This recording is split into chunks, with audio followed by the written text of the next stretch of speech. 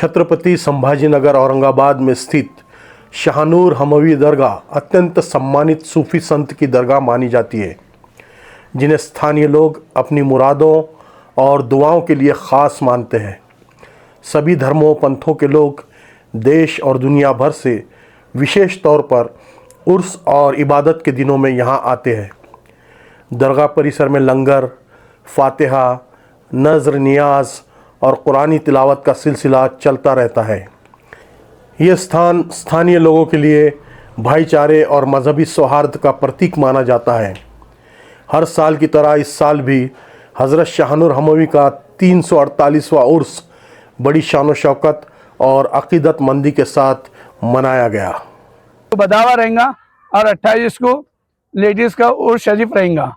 और मैं आपको एक बात और बताना चाहता हूँ कि अभी हमने जो हमारा ढोल से जो आ रहा था बागवान हाल के पास से, तो वो हमने जिसके भी ढोल बुक करे तो इंशाल्लाह हम उसको कमान तक लेंगे।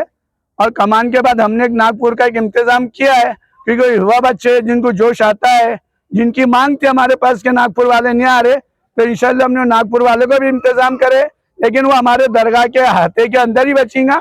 और वो हज़रत शाहनूर हमवी रहमतुल्लाह अलैह मूलतः हमदान ईरान से आने वाले सूफी संत माने जाते हैं। संत का संबंध सूफी सिलसिले से था, जिनका मुख्य संदेश था इंसानियत, मोहब्बत और बराबरी।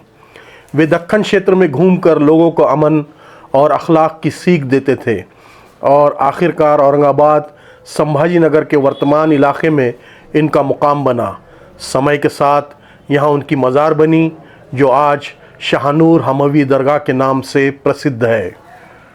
बिस्मिल्लाहिर्रहमानिर्रहीम, अल्हम्दुलिल्लाह। आज परचम कुशाई से सदर अली जनाब जावेद पटेल साहब के हाथों जो परचम कुशाई हुई, उर्से सरकार हज़रत आफ्ताब दक्कन नूरुन अला नूर सरकार सैयद शाहनूर हमवी रहमतुल्लाह अलैह के उर्स का आगाज़ हो चुका है।